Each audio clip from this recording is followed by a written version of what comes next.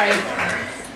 Our next comedian is the title character in the 1800s historical novel, The Last of the Mohicans. She has worked for such figures as Nicole Kidman, Mark Zuckerberg, and Rutherford B. Hayes. Here she is. Make some noise for Kisky Holwerda!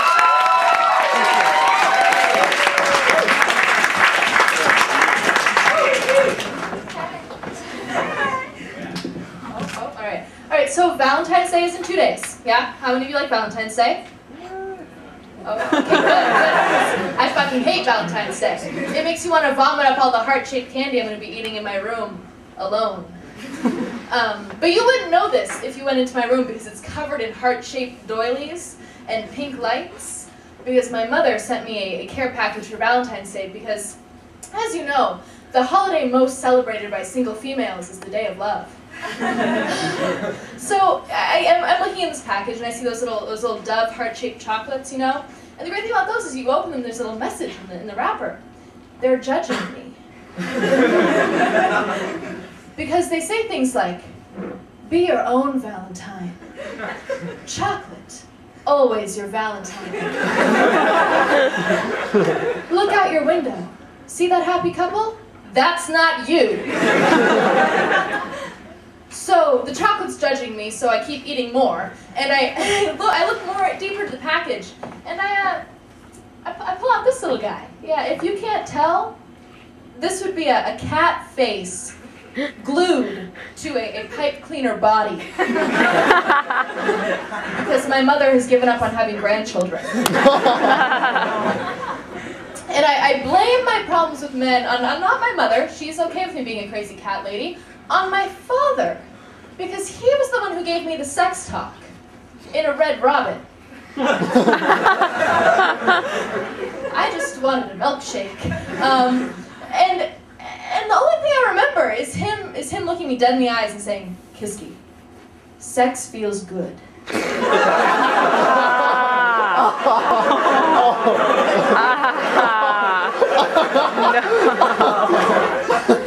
Okay. So I learned about sex from my father, and also from the pizza shop where I worked out before I got here. And no, before any of you ask, I cannot flip the pizza dough in the air and catch it. No, that would be reserved for Javier. Javier, who always wanted to know if my peppers were hot. Javier, who also came up to about here on all the females who worked at Pizza Schmitza. Javier really liked working at Pizza Schmitza until he fled back to Mexico. Yes, fled back to Mexico. But I learned that men like pizza like they like sex. If you like cheese pizza, you really like missionary. Only missionary. Because you're in, you're out, you got the job done, you don't need any of those fancy toppings. If you're into veggie pizza, that's the kind of guy who's like, baby, I'm into making you feel good. Because it forms a healthy relationship, it's good for you, but guys, you're always kind of forcing yourself to do that. And meat pizza, you're compensating for something. So I learned about sex there, and mariachi music and all that kind of good stuff. And then I just want you men to know that next time you're in Pearson and you're getting a pizza slice, just look for me. I will be judging you. Really? It's a lot more like window shopping because it's like that Forrest Gump quote. Men are like a box of chocolates. You never really want the one you bite into. You know what I'm talking about?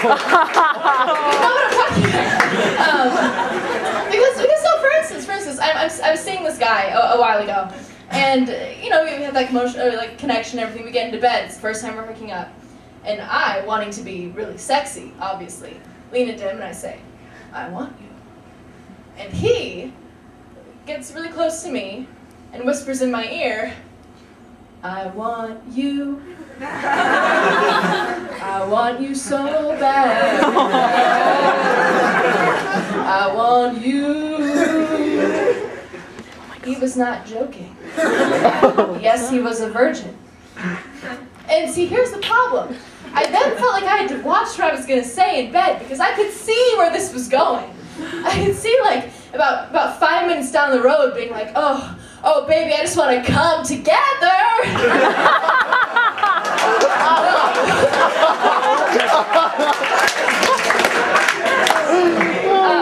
So that didn't last very long. And I learned that breakups are a lot like getting your appendix taken out.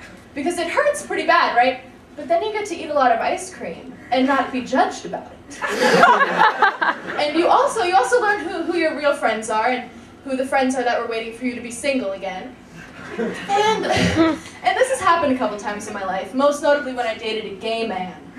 And see, the signs were all there. Like, all my friends saw it because he stood like this and he was very expressive with his hands.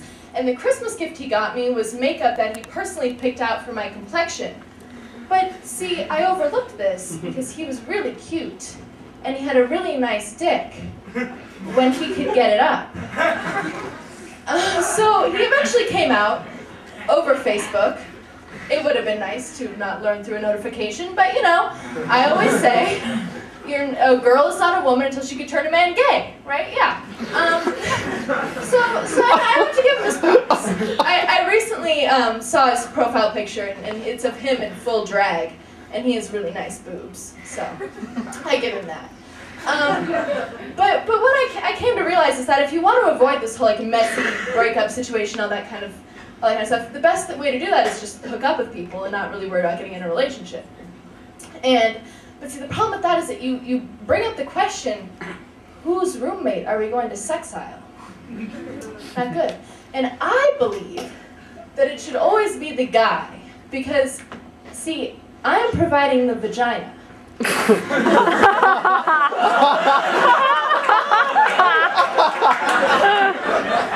And the whole reason we need a room is because you don't want to use your hand for another night in a row.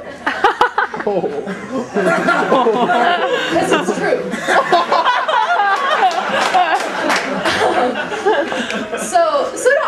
I'm very serious about this. A guy once had to call security because he lost his key and was locked out, and I do not believe in being flexible outside of the bedroom.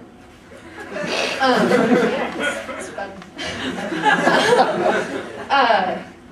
But then the problem is when you go home with a guy, you always have to do the walk of shame, which I don't like that thing, because it's a nice morning stroll if you look at it that way. And are we supposed to be really proud that we just had sex? I want Akon. I want him on the rooftop singing. Fuck the walk of shame. I just had sex. Thank you.